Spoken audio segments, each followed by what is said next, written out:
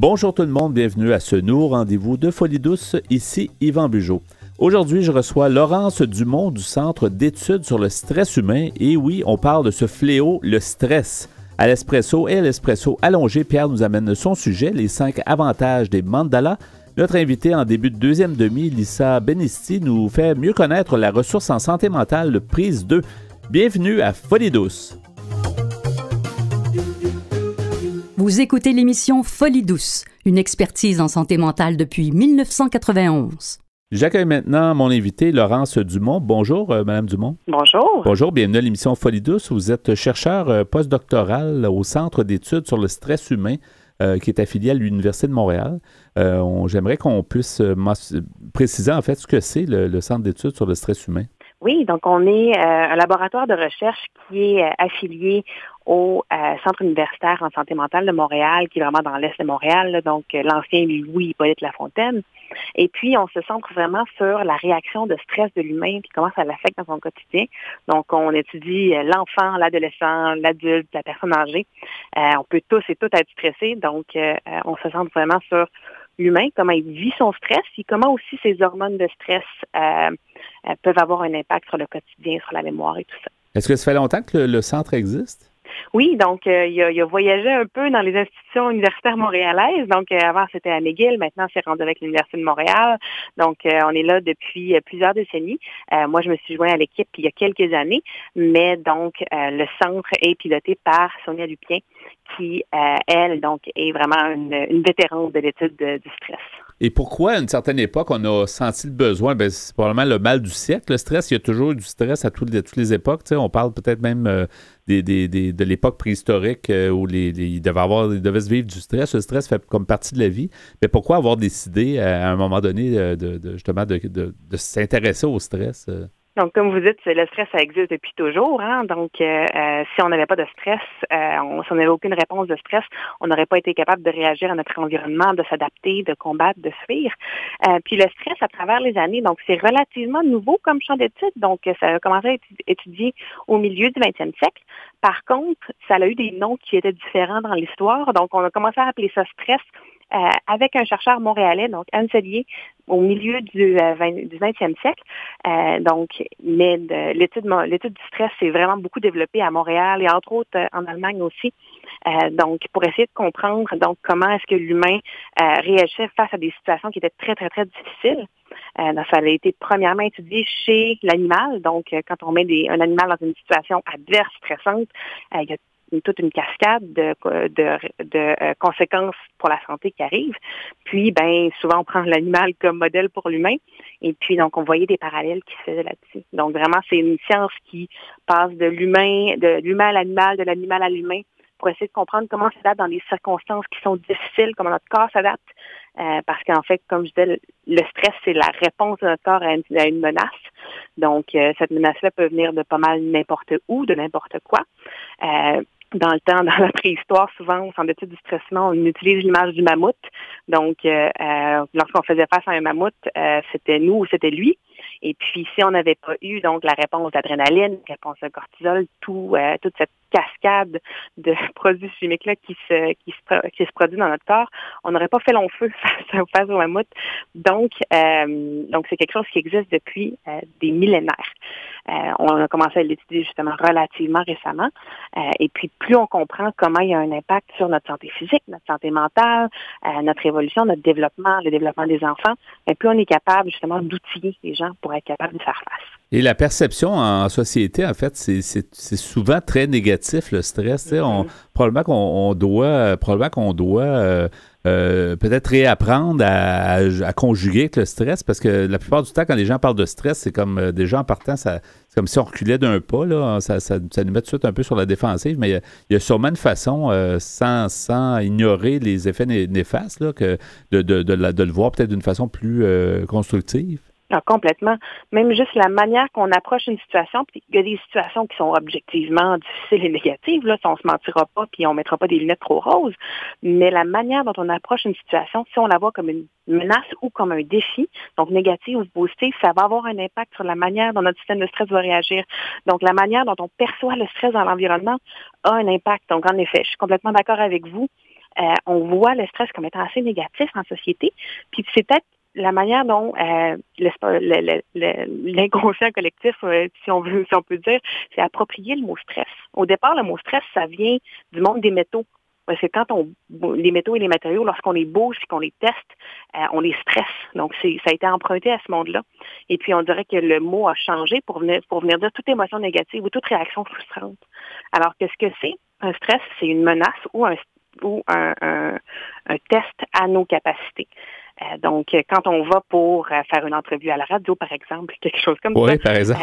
Exact. Un exemple parmi tant d'autres. C'est un défi. Donc, lorsqu'on le perçoit comme un défi, notre corps est prêt à faire face à ce défi-là. Donc, lorsqu'on perçoit une menace ou un défi, nos sens s'aiguisent, notre corps se prépare à l'action et puis ça nous permet de mieux performer jusqu'à un certain point. Donc, si on est trop stressé, on va peut-être moins bien performer, mais si on n'est pas assez stressé non plus, nos sens ne seront pas assez aiguisés pour faire face au défi ou à la menace qui est en face de nous. Donc, c'est un art là, de maîtriser le stress, de s'en servir, mais de ne pas le subir. C'est un peu ça. C'est un peu ça. Puis aussi, il y a deux types de stresseurs. Donc, il y a les stresseurs qui sont absolus, les vrais stresseurs dans lesquels tout le monde va être stressé face à ça. Donc, on a un accident de voiture, c'est un stresseur pour tout le monde. On a une maladie qui est grave, c'est un stresseur pour tout le monde. Il y a des stresseurs qui sont plus perçus, qui sont plus relatifs. Puis quand on comprend qu'est-ce qui compose ce stresseur relatif-là, par exemple une boîte de courriel pleine puis des notifications qui n'arrêtent plus, quand on y pense, ça ne menace pas vraiment notre survie. Mais quand on est capable de les décortiquer un peu plus, ces stresseurs-là du quotidien du 21e siècle, on est capable justement de mieux y faire face puis peut-être un peu de mieux s'outiller face à ces menaces qui sont perçues là. Oui, on est en compagnie de Laurence Dumont, donc on parle de stress. On a vécu comme collectivité mondialement, puis spécialement, on parle maintenant de notre société au Québec, beaucoup de stress avec la pandémie qui a commencé en mars 2020. Est-ce que ce point-là, j'imagine que ça vous donne énormément de matière comme chercheur, là. Qu'est-ce qu'on peut dire par rapport au stress là, en rapport avec la pandémie de la COVID-19? Oui, il y a vraiment depuis le début de la pandémie, c'est la prolifération de la littérature sur le stress et la santé mentale pendant la pandémie. On est parti avec un bon point de départ, en fait, parce que dans les dernières décennies, on en a eu d'autres des pandémies. C'est clair que on peut pas reculer trop loin dans le temps parce que les conditions sanitaires n'étaient pas nécessairement les mêmes. Mais quand on regarde les épidémies de SRAS puis de grippe aviaire des dernières décennies, il y a eu des études qui ont été déjà faites. Donc, on est parti de ces études-là pour essayer de venir prédire, qu'est-ce qui peut se passer autant à court, à moyen, à long terme quand on va faire face à une pandémie. Donc, ça fait partie un peu de ce avec quoi on est parti comme point de départ. Puis nous, au Centre d'études sur le stress humain, nos mesures principales, quand on mesure les hormones de stress, c'est la salive. Donc, je vous dirais que ça a peut-être pris un petit coup de retard quand on a fait face à la pandémie. Ça donne pas trop envie de jouer avec la salive, mais on peut vraiment aller du côté de comment est-ce que le stress est perçu, quels sont les stresseurs autour de nous. Puis quand on décortique qu'est-ce qui se passe dans la vie de la personne, quelqu'un qui est plus à risque avec un problème de santé physique, quelqu'un qui est plus exposé à la COVID, donc tout ce qui est les travailleurs essentiels à travers la santé, il y a un stresseur qui est beaucoup plus présent, qui est plus fort. Donc, il y a des conséquences sur les niveaux de stress ressentis puis la santé mentale qui sont plus importants que dans la population générale. Ça veut dire que la salive va donner une indication? Est-ce que la personne est en plus stressée? Est-ce que c'est un peu comme temporel là, au moment qu'on fait le prélèvement? Exact. Donc, nos hormones de stress vont être relâchées à travers tout notre corps au complet. Puis, quand on prend un échantillon de salive, on peut voir là, à ce moment-là à quel point il y avait du cortisol, donc notre hormone de stress, en circulation. On peut aussi regarder dans les cheveux de la personne pour voir à quel point il y en a qui s'est accumulé au fur et à mesure du temps. Il y a différentes mesures qu'on peut regarder pour le stress physiologique. Donc, à quel point est-ce que notre corps s'est préparé à faire face au mammouth. Par contre, le stress psychologique, c'est comment nous on le ressent et comment nous on en souffre. Donc, c'est pas tout à fait la même chose, mais ça va pas mal dans la même direction en général. Et on se demande toujours, avec la pandémie, c'est sûr qu'il y a des situations très stressantes au quotidien là, qui ont été vécues par les gens, mais moi, je me pose toujours la question, est-ce que ça va être un peu un après-coup? Est-ce que dans 1 an, dans 2 ans, dans 3 ans, est-ce qu'il y aura des effets qu'on ne s'attend pas vraiment? Je me demande si c'est un point aussi que vous étudiez, que vous posez peut-être les questions sur le sujet. On se pose des questions présentement parce qu'on sait que ça peut s'en venir, en effet. Comme je disais, quand on regarde les études qui ont été faites sur les pandémies précédentes, donc les épidémies précédentes, surtout d'influenza, il y a des conséquences à long terme. Donc, des problèmes de santé mentale qui se développent soit pendant la pandémie puis qui perdurent dans le temps, ou encore des problèmes qui se développent par après. Souvent, l'hypothèse qu'il y a derrière ça, c'est que quand on est en situation de stress de manière chronique, donc notre réponse de stress qui nous permet de faire face aux menaces est pas juste déclenchée une fois de temps en temps, mais vraiment toujours sollicité, notre système s'épuise, puis on a donc des conséquences qui sont négatives sur la santé physique, sur la santé mentale. Donc, ça, ce sont des conséquences qui sont à moyen, qui sont à long terme. Donc, dans les premières semaines, au début de la pandémie, quand on venait de se faire annoncer qu'on allait rester à la maison juste pendant 2 semaines, c'est clair qu'on s'est tous et toutes adaptés, que c'était un gros changement, c'est un gros stresseur. Mais au fur et à mesure que ce stress-là s'accumule à travers les mois, peut-être même à travers les années, on n'espère pas trop, au fur et à mesure que ce stress-là s'accumule, il y a des potentiels de développer autant des problèmes de santé physique et mentale, d'où l'importance vraiment de bien s'outiller par rapport à sa réponse de stress, puis aussi d'avoir des politiques ou des programmes plus à l'échelle sociale qui nous permettent donc de s'assurer qu'on n'est pas en train tous de se stresser de manière chronique. Oui, il nous reste à peu près 2 minutes. Pour donner espoir aux gens, qu'est-ce qu'on pourrait donner comme points, les points les plus importants, disons, à essayer de travailler pour éviter ou en tout cas contrôler le stress? Ça serait quoi? Oui. En effet, parce qu'il y a beaucoup de solutions qui sont disponibles. Donc, le Centre d'études sur le stress humain, une grosse partie de notre travail, c'est vraiment de s'assurer de transférer les connaissances au grand public parce qu'il y a des solutions puis il y a des techniques à utiliser pour mieux faire face à son stress. Si vous avez des jeunes, vous êtes un jeune, on a un nouveau programme qui s'appelle Sur ton stress qui est disponible en ligne gratuitement. C'est quelques capsules sur YouTube. Donc, tout ça est sur notre site web stresshumain.ca. Et puis, on a aussi donc plusieurs podcasts, donc des billets de blog, des outils aussi, donc des grilles dans lesquelles on peut essayer de déconstruire notre stress pour comprendre qu'est-ce qui nous stresse et comment agir sur ces stresseurs-là. Donc, on a vraiment toute une gamme d'outils développés donc par notre équipe de scientifiques au Centre d'études sur le stress humain qui peuvent venir donner un coup de main donc à tout le monde. C'est un peu, faut apprendre un peu si tu veux, je sais pas, je peux utiliser ce mot-là, à dompter notre stress, là, à avoir le dessus sur notre stress, c'est un peu ça, là. Mm-hmm. Donc, c'est un peu l'idée derrière le nom du programme Surf ton stress, de voir le stress comme une vague. La vague peut soit nous emporter, soit on l'utilise pour la surfer. Donc, en apprenant donc à dompter notre stress, à le comprendre et à l'utiliser comme un outil, ça nous permet de voir tous ces effets positifs sans nécessairement tomber dans l'autre côté, dans le côté plus négatif. Donc, c'est des outils qui sont disponibles gratuitement et en ligne, donc qui peuvent aider vraiment tout le monde. Donc, avant de terminer, Mme Dumont, on va rappeler le site web très facile à retenir où toutes les ressources, si vous avez des études, ça se trouve là, ça se retrouve là, les outils et tout. Donc, quel est-il déjà? Exact. Donc, c'est stresshumain.ca. Donc, vous pouvez aussi chercher donc les réseaux sociaux du Centre d'études et de notre directrice Sonia Lupien. Donc, on est très actifs sur les réseaux sociaux. On partage beaucoup donc de contenu scientifique et médiatique sur le stress. Merci beaucoup, Mme Laurence Dumont, d'avoir été des nôtres. Vous êtes chercheure postdoctorale. Merci beaucoup d'avoir été des nôtres. Ça nous a fait mieux connaître le stress et on va certainement être moins stressé avec les bons trucs. Donc, merci d'avoir été des nôtres à Folie douce. Merci à vous aussi. Merci, au revoir. Vous désirez socialiser avec nous et échanger sur la santé mentale? Abonnez-vous à Folie douce Radio sur Instagram. C'est maintenant le moment du bloc Espresso avec Pierre Laporte et moi-même. On va parler, Pierre, aujourd'hui, les 5 avantages des mandalas. Oui, je dois t'avouer que c'était un mot que je ne connaissais pas. Moi, je me demande bien où tu vas nous amener avec ça. C'est peut-être le sujet qui me dit le moins de choses.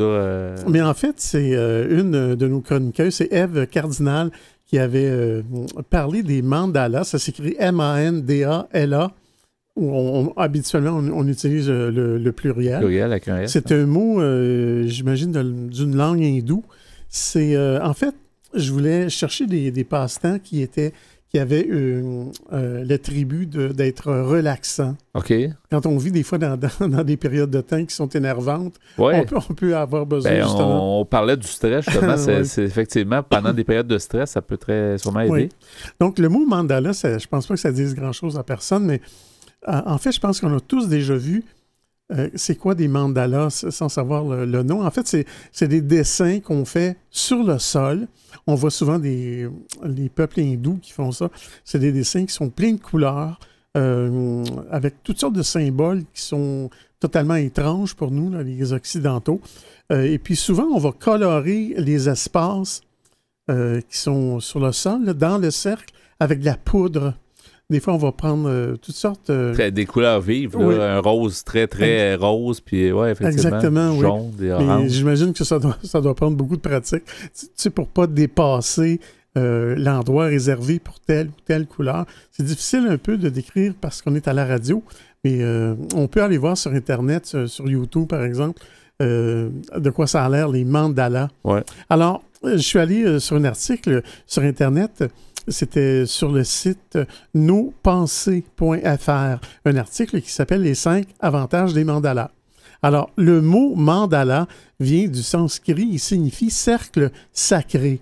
Parce que, comme je disais tantôt, ce sont la grande majorité du temps des cercles que l'on dessine et qu'on remplit de couleurs. Ces représentations en forme de cercle sont utilisées dans différentes cultures telles que hindoues, chrétiennes et dans certaines tribus bouddhistes indigènes, comme un élément artistique ou comme un moyen pour la personne de se retrouver elle-même. Selon les croyances de certaines cultures, les mandalas sont liés aux énergies de la vie. Les cultures orientales considèrent, par exemple, que chaque couleur est associée à un chakra, ces centres d'énergie qui sont connectés à notre être et à l'environnement et qui favorisent le bien-être. Par conséquent, les mandalas qui les contiennent le favorisent également. Ils sont une merveilleuse technique légendaire qui nous apporte de multiples avantages. Et en voici les 5 principaux. Premièrement, les mandalas apportent la relaxation. On nous dit dessiner et colorier des mandalas aide à focaliser l'attention. Il s'agit donc d'un excellent exercice pour calmer la sensation de stress et éclaircir notre esprit. Ils apportent la paix et la sérénité. Les mandalas aident en plus à la concentration. Ils nous permettent de mettre de côté les pensées et de laisser couler la créativité. Et les dispositions des figures transmettent une sensation d'équilibre. De l'art-thérapie, finalement. Exactement, oui. Ça. Et tu vas voir plus loin qu'on s'en sert justement à ces fins. Le deuxième avantage des mandalas, on nous parle d'une connexion profonde. Les mandalas facilitent la connexion avec la part la plus intime de nous-mêmes, de sorte qu'ils favorisent la connaissance de soi. Ils sont un merveilleux exercice de réflexion sur notre place dans le monde et sur la relation que nous entretenons avec les autres. C'est assez difficile à croire que tu peux atteindre ces objectifs-là seulement qu'en faisant des dessins compliqués, mais peut-être qu'il faudrait l'essayer. Oui, il faut mettre en pratique. Peut-être qu'on voit les bienfaits immédiats. Peut-être que ça demande tellement de concentration que ça t'amène ailleurs. Moi, j'en ai jamais fait, en tout cas. J'ai déjà vu des mandalas, tu sais, ils se vendent comme des mandalas imprimés là, sur du tissu, puis les gens, des fois, vont accrocher ça. Mais on en parle plus loin. Ouais. On nous dit aussi que les mandalas sont en outre une forme de méditation qui nous aide à focaliser notre attention. Ils favorisent ainsi l'harmonie, car les énergies circulent à travers leurs formes et leurs couleurs, transformant les aspects négatifs en positifs et apportant un équilibre à nos vies. Nous ne devons pas oublier que les mandalas sont disposés du centre vers l'extérieur. Ceci permet à la personne de se connecter, de se libérer, de se reconstruire et d'interagir. Tout cela par le biais de la projection à travers la sélection des couleurs et des formes. Troisième avantage des mandalas, les mandalas sont une représentation artistique de dessin libre. En d'autres termes, cela signifie que nous pouvons les dessiner comme nous le souhaitons. Mais si nous ne voulons pas les concevoir, nous pouvons également acheter des livres et des cahiers à colorier ou aller simplement sur Internet sur les nombreux sites où il est possible de les télécharger gratuitement. Les mandalas donc sont liés à la créativité. Ils permettent d'utiliser les couleurs et les formes en toute liberté. Ils facilitent le processus créatif et sont une source pour générer de nouvelles idées. Par ailleurs, chaque figure et chaque couleur représente un aspect inconscient de la personne. Voici quelques-unes de leurs significations. Par exemple, Yvan, si je te dis le rouge, c'est la couleur de quoi? Ça me semble actif ou quelque chose qui a rapport à l'activité, certainement. Ah oui, on nous dit que c'est la couleur de la passion, de la sensualité, de la force, du pouvoir et de l'agressivité, ce qui constitue le premier chakra. Ensuite, la couleur orange. C'est associé au plaisir, à la gloire, à la vanité, au progrès et à l'énergie, soit le deuxième chakra. Bien, je vais m'arrêter ici et je vais continuer un peu plus loin au cours de l'émission. Oui, au cours de l'émission, à l'Espresso allongé, les 5 avantages des mandalas. On va écouter ça avec très grand intérêt. Merci, Pierre.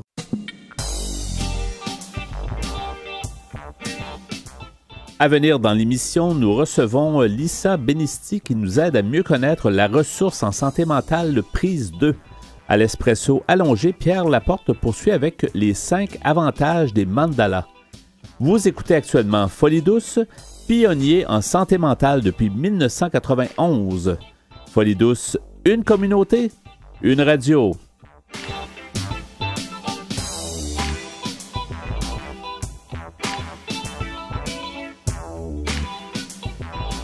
De retour à l'équipe de Folie douce, ceux qui tentent de démolir les tabous au sujet de la santé mentale. J'accueille maintenant mon invité, Mme Lisa Benisti. Bonjour et bienvenue. Bonjour. Bonjour, bienvenue à Folie douce. Vous êtes de Prise 2, vous êtes intervenante et adjointe à la direction. Prise 2, qui est une ressource en santé mentale de longue date. Moi, je m'en souviens depuis des années. Là, dans les débuts de Folie douce, on entendait beaucoup parler de Prise 2. Fait que c'est quand même un exploit de durée dans ce domaine. Comment on peut décrire la ressource, justement, Prise 2? En effet, Prise 2 existe depuis plus de 30 ans maintenant. Ressources alternatives en santé mentale. On fait partie d'un regroupement, alors on est plus d'une centaine de ressources un peu partout au Québec. Et je vous dirais que Prise 2 a la particularité d'offrir un programme thérapeutique. OK. Ça veut dire quoi, en fait? En effet, les ressources alternatives, il y a de toutes sortes. Alors, il y a des centres de crise, des centres de jour, des organismes par et pour. Prise 2, avec son programme thérapeutique, offre vraiment toute une variété de pratiques, d'outils qu'elle met à la disposition des membres, de gens qui souhaitent faire un travail pour aller mieux. Et parmi ces outils-là, on a vraiment tout un volet artistique. Alors, pour les gens qui voudraient faire un bout de chemin au niveau de l'expression artistique, au niveau de l'art visuel, au niveau du théâtre, au niveau... pas mal toutes sortes de formes d'art. Au niveau du théâtre aussi. Ça a évolué, donc, au courant des années. J'imagine que Prise 2, comme beaucoup de ressources de l'époque, ça devait être une ressource d'abord pour un peu casser l'isolement puis permettre aux gens de socialiser, mais toutes les ressources de l'époque qui faisaient ça ont comme évolué à leur façon. Alors, vous avez trouvé un peu votre identité. En effet, les pratiques ont évolué, le vocabulaire a aussi évolué. Il y a aujourd'hui tout un volet au niveau de la pleine conscience, autocompassion, cohérence cardiaque. On a aussi tout le mouvement des entendeurs de voix qui a une place importante au sein de la ressource. La pleine conscience, c'est en fait la méditation, c'est ça qu'on encourage pour justement se recentrer, être capable de peut-être se calmer ou c'est ça, il y a un bienfait là, à pratiquer la méditation pleine conscience. Tout à fait. C'est souvent les gens qui travaillent autour d'une problématique d'anxiété qui ont recours à la méditation, mais je crois qu'on y gagne tous à connaître cette pratique-là. Et après, l'autocompassion, c'est vraiment tout un autre courant où on se sert aussi de la pleine conscience pour pouvoir être dans un état d'autocompassion avec soi. Si on vous demandait de décrire les gens qui fréquentent Prise 2, est-ce qu'on est capable de tracer un portrait ou si c'est assez varié finalement? C'est assez varié. C'est beaucoup des femmes et c'est beaucoup des femmes, je vous dirais, qui ont 40 ans et plus. C'est des gens qui souhaitent faire un travail sur eux, mais qui souhaitent aussi contribuer à une communauté. Je pense que c'est vraiment la richesse de Prise 2, c'est que c'est vraiment une communauté qui à la fois travaille sur elle et qui souhaite aussi changer les choses. Alors, on a des actions qui sont posées au niveau de la ressource, mais aussi dans la communauté. Okay. Comme quoi, par exemple, avez-vous des exemples à donner? Oui, par exemple, tous les ans, on se retrouve au cinéma Beaubien. On a la projection d'un film sur l'alternative. Ça nous permet d'avoir aussi un lieu de rencontre et d'échange avec des gens qui se sentent interpellés par les questions autour de la santé mentale. On peut aussi poser des actions avec notre groupement. Une fois par an, on se retrouve au métro Mont-Royal pour sensibiliser les gens au mouvement alternatif. Et en même temps, en ce moment, on a beaucoup décloisonné notre programmation parce que si avant elle était essentiellement offerte aux membres de Prise 2, elle est aujourd'hui accessible en ligne. Ça veut dire que c'est vraiment pour tous qui souhaitent faire un travail sur soi ou rencontrer d'autres personnes parce qu'il y a tout un volet d'entraide, il y a toute une diversité de pratiques qui sont offertes en ligne. C'est probablement la pandémie qui a aidé beaucoup ça. Puis s'il y a des bons côtés, des fois, il y en a quelques-uns bons côtés, malgré les mauvais côtés, mais ça en est sûrement un d'avoir aidé les compagnies, les organismes à s'organiser plus avec les services en ligne. Virage numérique obligé. Ouais. On s'est tous retrouvés rapidement. On est vraiment passé en 4e vitesse, puis on s'est retrouvés à vraiment faire le passage sur Internet. Ouais. Mais j'ai envie de vous dire qu'on a gardé, surtout, on avait une préoccupation par rapport à... Il y avait un virage numérique technique à faire, mais il y avait aussi une essence de ce qu'on fait, de ce qu'on aime, de cette relation, de cette bienveillance, cet accueil. Et puis on souhaitait vraiment que ça puisse ne pas le perdre dans ce passage au numérique. Ouais. Et je crois qu'on l'a vraiment réussi. Alors, parce qu'on dit souvent aussi que les rencontres en personne, il n'y a pas grand-chose qui bat ça, mais... comment vous réussissez justement, parce qu'on parle quand même de santé mentale, de problématiques, des fois ça peut être grave, moins grave, c'est quand même un défi, mais comment vous réussissez en ligne justement à garder peut-être l'intérêt des gens? Oui, ça commence déjà par une période d'accueil qui est prolongée. C'est la rencontre, elle commence à 10h, l'accueil se fait à partir de 9h30. Alors Okay. déjà l'espace où on se retrouve informellement, où on prend le temps d'arriver, de se poser, on l'a maintenu. Après c'est aussi...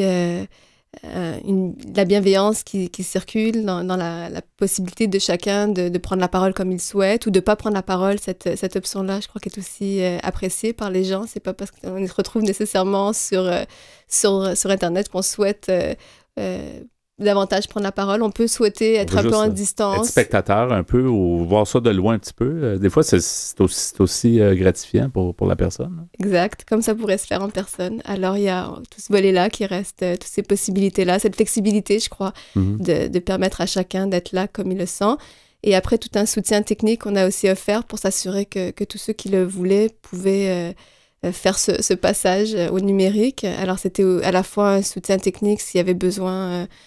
d'une caméra, d'un soutien financier, mais aussi un soutien pour savoir comment se connecter, pour un branchement, un truc. Alors. Surtout les premières fois, là, c'est ça peut devenir un peu embêtant, puis c'est tellement rapide qu'il faut qu'on s'ajuste vite, puis avec les déplacements, des fois, qui sont limités, puis donc c'est un défi, mais je pense que tout le monde aura grandi, autant les organisations communautaires, là, comme vous, comme Prise 2, là. Tout à fait. Et il restait aussi la possibilité pour les gens de se joindre à nous par téléphone, parce que les activités qui se faisaient en ligne étaient aussi accessibles par téléphone. Puis je pense que ça permettait aussi de rester dans quelque chose de plus connu, de plus confortable pour ceux qui le souhaitaient. Comme intervenante, on le disait tantôt, vous êtes intervenante, vous êtes aussi adjointe à la direction, mais comme intervenante, avez-vous remarqué un changement en santé mentale? Est-ce que la pandémie, on s'inquiète beaucoup? On se demande souvent, est-ce que il va y avoir un contre-coup par après? On a l'impression que les gens ont sont plus forts qu'on pensait en général dans la société. Mais est-ce que ça va revenir? Est-ce que ça va être pire par la suite? Avez-vous remarqué, disons, un changement au niveau de l'état des gens ou si en général les gens s'adaptent assez bien et puis réussissent à passer à travers? Ouais, c'est une grande question. Il y a un peu de tout. Je pense qu'on a été témoin de grande résilience de gens qui étaient vraiment impressionnants dans leur capacité à se réorganiser un quotidien, à faire avec, à se contenter de peu quelque part en se disant que c'était un moment difficile à passer puis qu'ils en avaient vu d'autres. Je pense qu'il y avait beaucoup ça, le fait pour les gens avec qui on travaille, qui ont vécu déjà des expériences difficiles, de se dire que voilà, c'était à nouveau des obstacles, mais qu'ils étaient capables de les traverser comme ils l'avaient fait dans le passé. Et en même temps, à d'autres moments, il y a vraiment une souffrance qui s'approfondit dans l'isolement, dans la perte des contacts, la perte d'un petit quotidien qui permettait d'avoir une certaine qualité de vie. Ouais. C'est rassurant, des fois, le quotidien puis la routine, c'est ça, il y a quelque chose de rassurant, là. Tout à fait. Ouais. Alors, on a bien hâte de retrouver ce contact en personne, cette routine où on se retrouve dans un organisme avec des gens. Puis, si je me permets de revenir à la question par rapport à qui sont nos membres, alors il y a ces membres qu'on connaît et qui sont là depuis longtemps à Prise 2, et on a aussi tout un volet qui est adressé aux jeunes. Alors là, on a vraiment une préoccupation, comme on entend beaucoup en ce moment, une préoccupation pour les jeunes, de les rejoindre là où ils sont. Alors, on a tout un programme de soutien aux études où on va les rejoindre dans les cégeps et les universités. Donc, jeunes, on parle, c'est ça, fin d'adolescence, genre, et jeunes adultes, là, c'est un peu ça? C'est ça, 16 ans, de 16 à 30 ans, ouais. 35 ans, comme ça. C'est un programme qui s'est ajouté parce que ça n'a jamais trop existé dans les ressources spécifiquement pour les jeunes. C'est souvent un peu ouvert à tout le monde, puis il pouvait y avoir des jeunes, mais d'avoir un programme de donner l'attention pour les jeunes de 16 à 30 ans, c'est quand même quelque chose. On a constaté qu'il y avait besoin il y avait des spécificités qui un besoin de se retrouver avec peut-être des gens qui partageaient une réalité plus spécifique, avec des gens avec qui on pouvait peut-être échanger plus facilement. Alors, on a essayé on est là-dedans en ce moment, et c'est particulièrement intéressant d'offrir aux jeunes aussi un discours alternatif, aussi un discours qui est un discours autre que celui qui est médical, celui qui cherche à trouver un diagnostic pour trouver un traitement. Là, on est vraiment dans un discours qui parle d'expériences humaines, de souffrances, d'émotions fortes, d'émotions intenses, de difficultés, mais aussi d'espoir, de moments qu'on traverse, d'outils dont on se sert. Et je pense que ça, c'est vraiment ce qu'on souhaite mettre aussi à la disposition des jeunes, puis ce qui fait écho.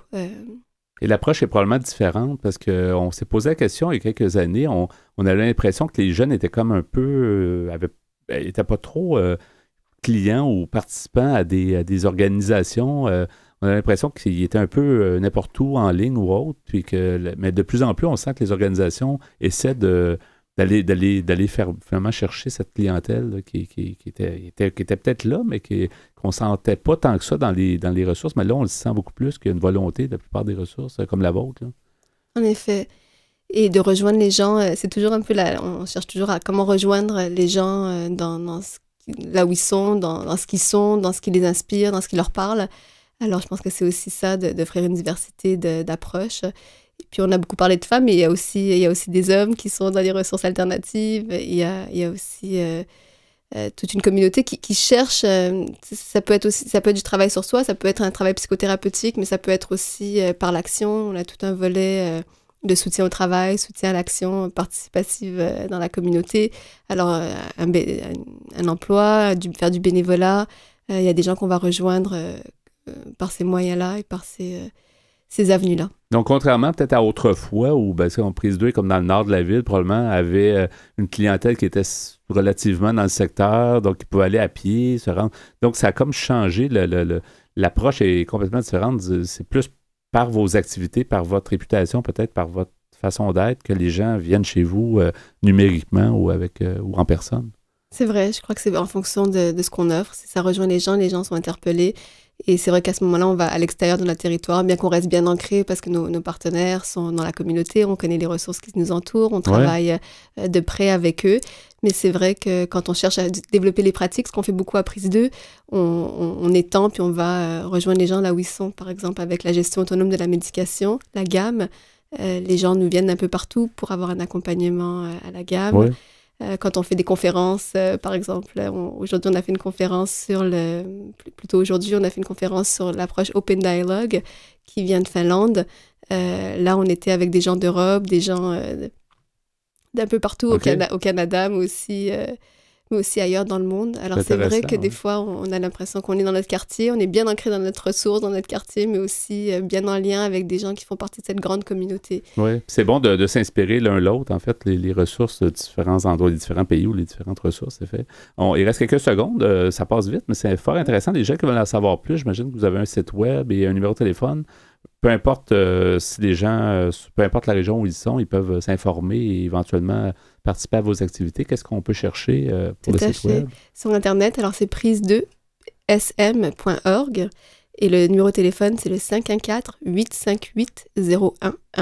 Et Prise 2, on écrit Prise 2 avec le chiffre et SM en petites lettres. Donc, tout collé, hein, c'est ça, Prise SM. 2, P-R-I-S-E 2sm.org. C'est ça. Donc, merci beaucoup d'avoir été des nôtres, Lisa Benisti. Donc, on va suivre évidemment vos activités. Vous êtes intervenante et adjointe à la direction, donc à Prise 2. Merci d'avoir été avec nous à Folie Douce et à la prochaine. Merci à vous. Au revoir. Au revoir. Vous écoutez Folie Douce. Témoignages, entrevues d'experts, chroniques, toutes les facettes de la santé mentale en une seule émission. Nous poursuivons au micro avec l'Espresso allongé et le sujet, les 5 avantages des mandalas. Oui, les mandalas, un mot que je ne connaissais pas, mais que je connais maintenant et qui fait allusion à ces cercles qu'on remplit de couleurs. Et c'est d'origine hindoue ou dans cette région du monde. Ouais. Alors, j'étais en train d'énumérer les significations entre des couleurs. Ouais. Oui, parce qu'il y a toutes sortes de symboles. On remplit ces cercles-là de poudre de couleurs et ça forme finalement toutes sortes de symboles et toutes sortes de choses. Mais on donnait ici la signification des couleurs. En tout cas, d'après ceux qui pratiquent les mandalas, oui. Ouais. Alors, j'étais rendu au jaune. Le jaune, c'est la couleur de la joie, de la volonté et de la nouveauté, ce qui correspond au 3e chakra. Le vert, ça représente l'espoir, la maîtrise de soi et la nature, ce qui est le 4e chakra. Le bleu, si je te demande, c'est quoi le bleu pour toi? Le bleu, il y a un côté calme, il y a un côté...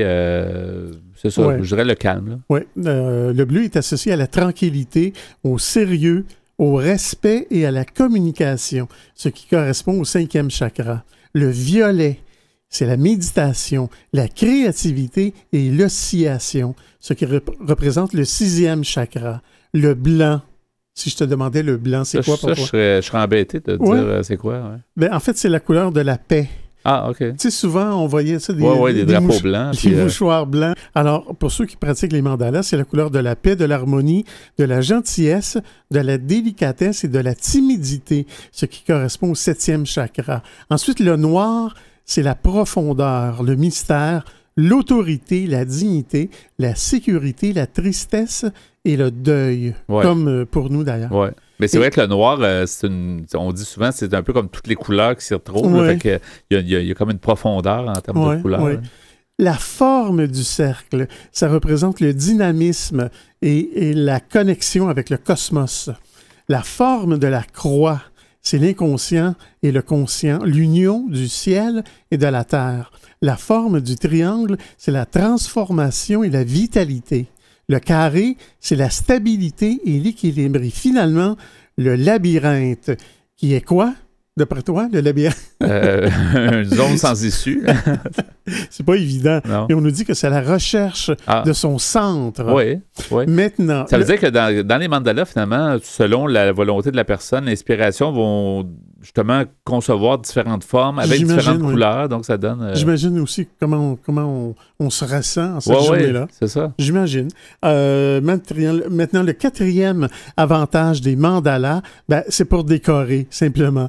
Parce que les mandalas peuvent également être utilisés pour décorer notre maison ou notre lieu de travail, comme par exemple peindre des mandalas sur des pierres et les utiliser comme objets ornementaux. Ou encore tricoter un mandala et l'utiliser comme couverture. Ouais. Et tu vois, moi, je ne sais pas coudre. Non, mais tricoter encore moins.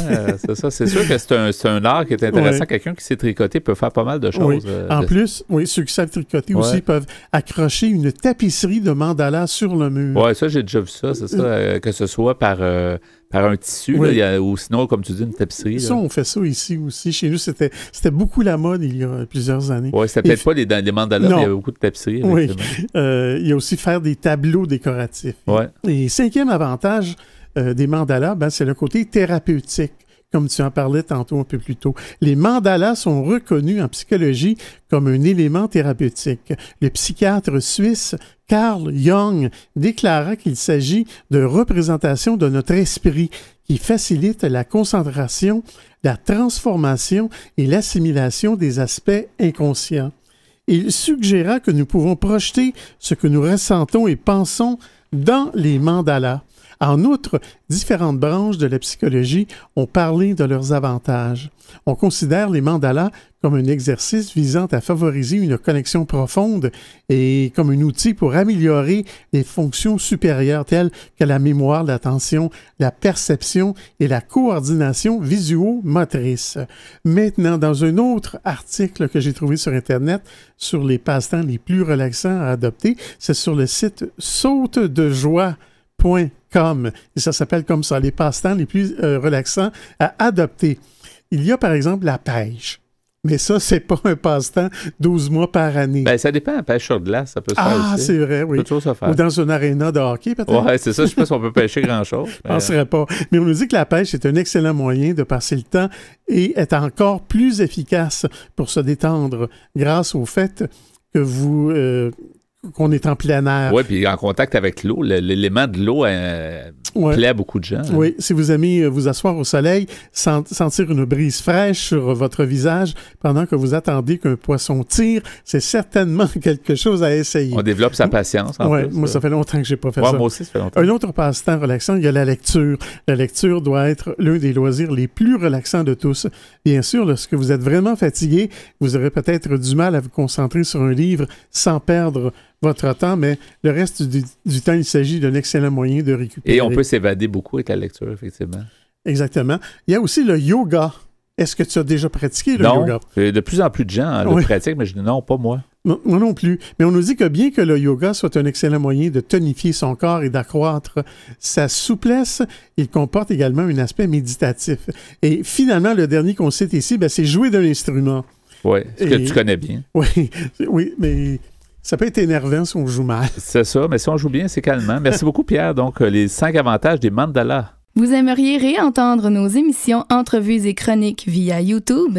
Pas de problème. Pour y accéder, visitez notre site web antenne.qc.ca. antenne.qc.ca. Pour conclure ce rendez-vous de Folie douce, merci beaucoup, Pierre Laporte, pour ta mise en onde ainsi que pour tes blocs espresso. Eh bien, bienvenue, mon cher. Oui, aux Espresso, tu nous as parlé des 5 avantages des mandalas. Tu nous as informé sur ça. Ça semble vraiment intéressant. On a appris un nouveau mot, en tout cas. On pourrait peut-être s'y mettre, oui. Ça a l'air compliqué, par exemple. Mais c'est inspirant, les couleurs. C'est toujours intéressant. Alors, c'est un bel art, je dirais. Je remercie notre invitée en début d'émission, Laurence Dumont, qui est du Centre d'études sur le stress humain. Elle a réussi à mieux nous faire connaître ce que c'est ce fléau, finalement, qu'on vit tous, le stress, mais quand même des bons côtés. Alors, c'est intéressant d'en savoir plus sur le sujet. Notre invitée en début de deuxième demi était Lisa Benisti. Elle nous a fait connaître la ressource en santé mentale prise 2. Alors, c'était donc le menu de Folie douce cette semaine. C'est Yvan Bugeaud à l'animation. Bonne semaine à tous et à la prochaine. Au revoir.